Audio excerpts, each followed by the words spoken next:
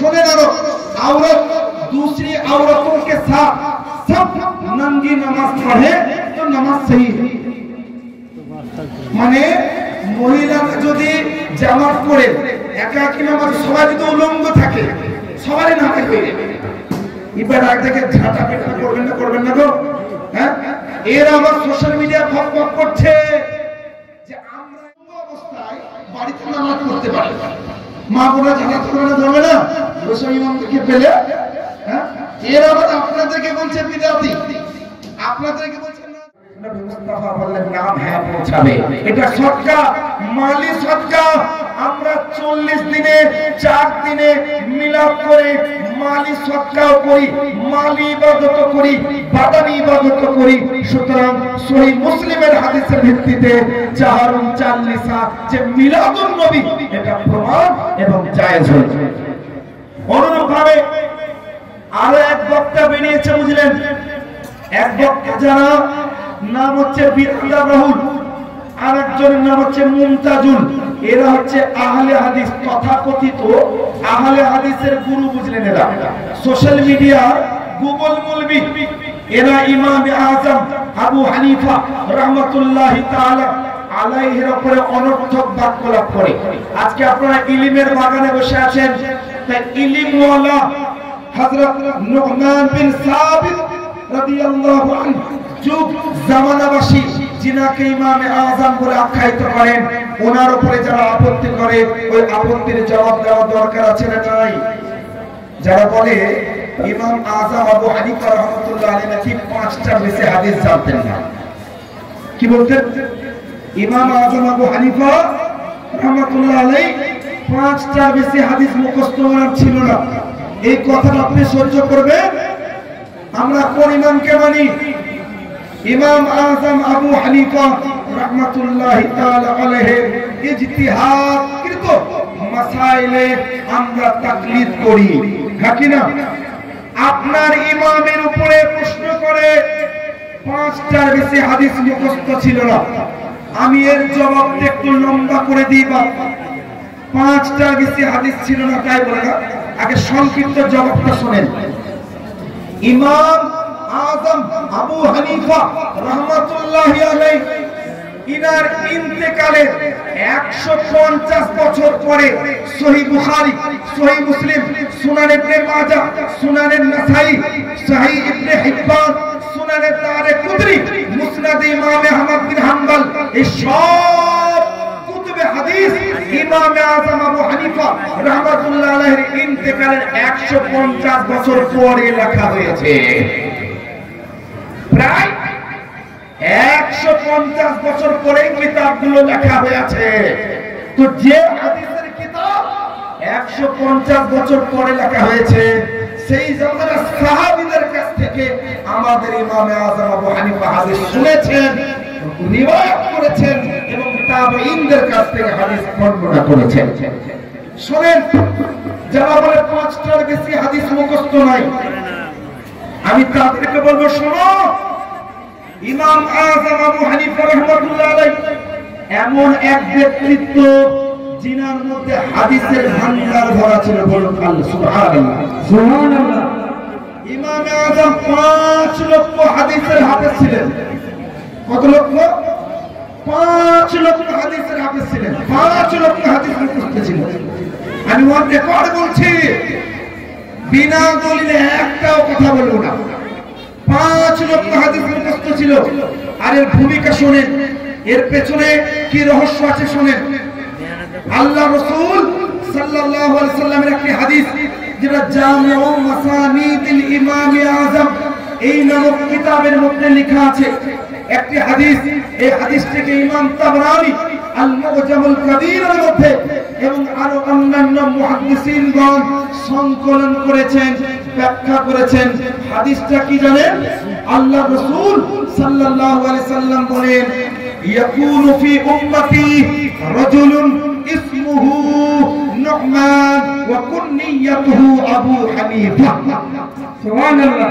এই হাদিস সম্পর্কে মুহাদ্দিসিনে কেরামগণ, যার মধ্যে একজন বিখ্যাত মুহাদ্দিস যিনাকে খাতিবে বাগদাদি বলা হয়, তারিখে বাগদাদের মধ্যে এই হাদিসটিকে সংকলন করেন।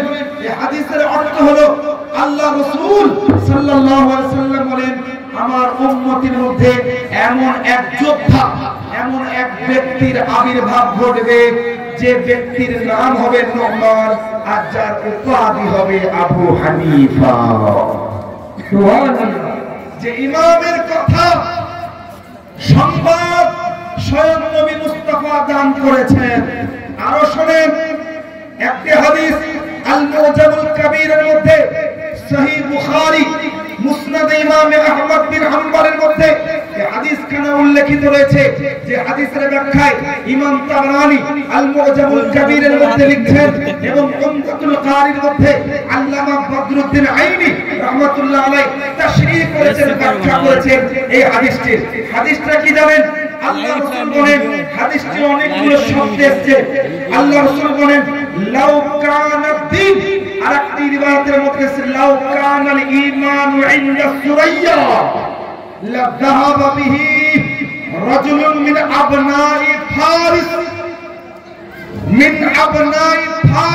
হাত্তা ইয়াতানাওয়ালা।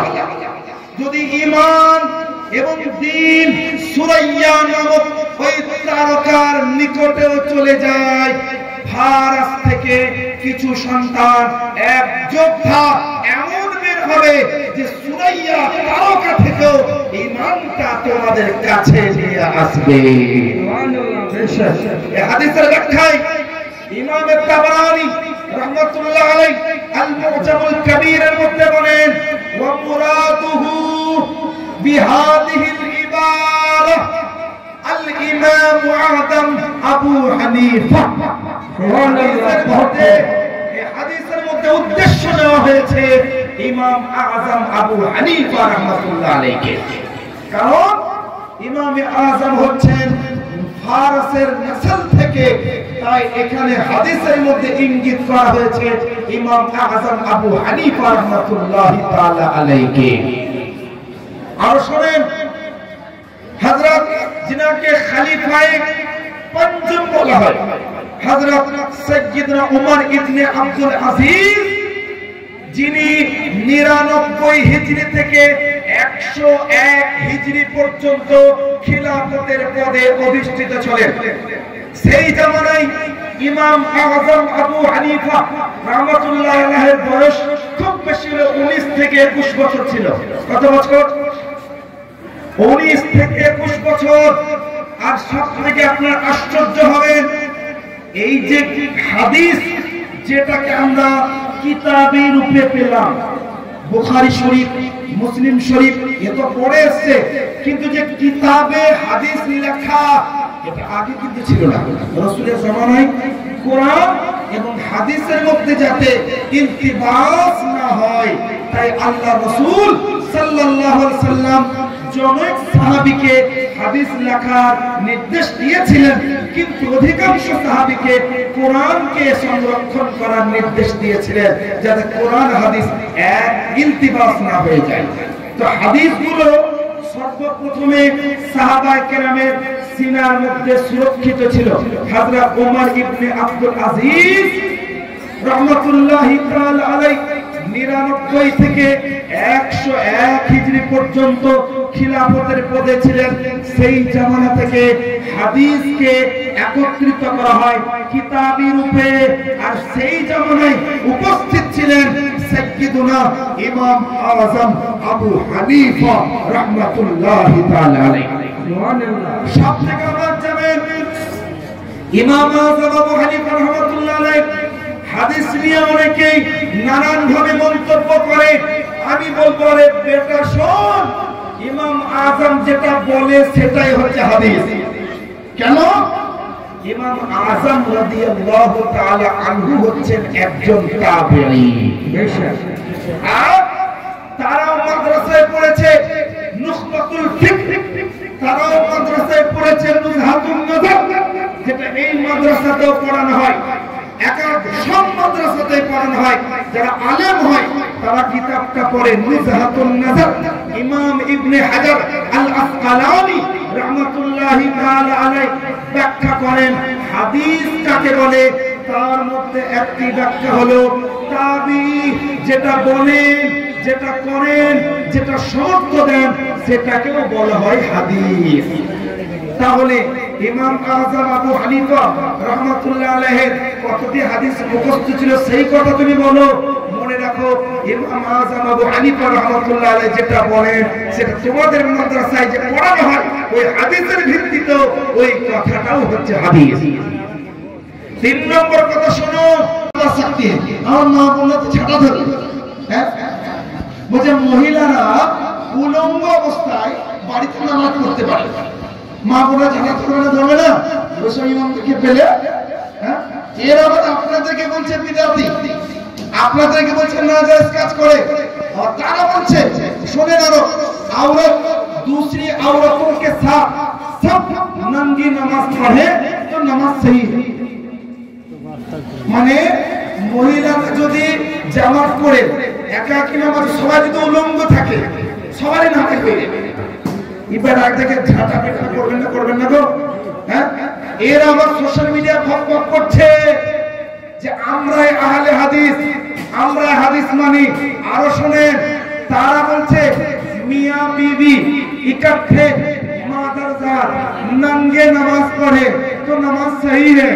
औरत अपने बाप, बेटे, भाई, चाचा, तो बीरजोखोर मौलवी रे भाई, हैं, तो गुखोर, আমরা নাই জিলাপি হুজুর, তোমরা তো গু হুজুর, হ্যাঁ, তোমরা তো বীরজো হুজুর, তোমাদের বাবা হুজুর লিখে দিয়েছে দেখেন। আর শুনেন, এই কথাটা বলতে লজ্জা লাগছে, কিন্তু না বললে চিনতে পারবেন না। বা ওদেরকে না চিনলে তো আপনারা কিভাবে দূরে সরবেন? শুনেন, তাদের লেখা কিতাব বুদুরুল আবিলা 175 নম্বর পৃষ্ঠা। এই কিতাবটা নওয়াব সদিকুল হাসান খান, এই ব্যক্তি আমার আহলে হাদিসের মুহাদ্দিস, সে লিখছে যে शर्मगाह के अंदर झांकने के मकरूह होने पर कोई दलील नहीं। মানে লজ্জাস্থানের দিকে তাকানোটা যে মাকরুহ, এটার কোনো দলিল নাই। বলুন নাউজুবিল্লাহ। আর শুনেন, সে লিখছে रानों में सोहबत करना, पीछे के रास्ते में सोहबत करना जायज है, कोई शक नहीं, बल्कि सुन्नत से साबित है। বলুন মাগাজাল্লাহ, বলুন মাগাজাল্লাহ। এই কথাগুলো বলতে বুঝলেন খারাপ লাগছে, এটা ওদের মুখোশ, ওদেরকে চিনুন। ওই যে দেখছেন বড় বড় দাড়ি রেখে চশমা পরে বিরাট বড় মুহাদ্দিস নিজেকে বলছে বিরাদার রাহুল, বলবো বিরাদার রাহুল তোমার দাদা হুজুর নওয়াব সাদিকুল হাসান খান, তোমার দাদা হুজুর লিখেছে, তোমার বাবা হুজুর লিখেছে। আগে দাদাগুলো বাবাগুলোকে পর্দা দিয়ে আগে যা থেকে আগে, তারপর তোরা সোশ্যাল মিডিয়ায় আসবে। এরা এরকম নোংরামি বাক্য তাদের কিতাবে লিখেছে। আমি বানিয়ে গল্প বলছি না বাপ, ওদের লেখা কিতাব, এই কিতাবের মধ্যে লেখা আছে বাপ, আমি বানিয়ে গল্প করছি না। যুবক ভাই যারা দেখছেন মনে রাখবেন, চিনে রাখবেন, এগুলো হচ্ছে তাদের ব্যবহার, তাদের চরিত্র, এগুলো হচ্ছে আসল তাদের রূপ, এগুলো হচ্ছে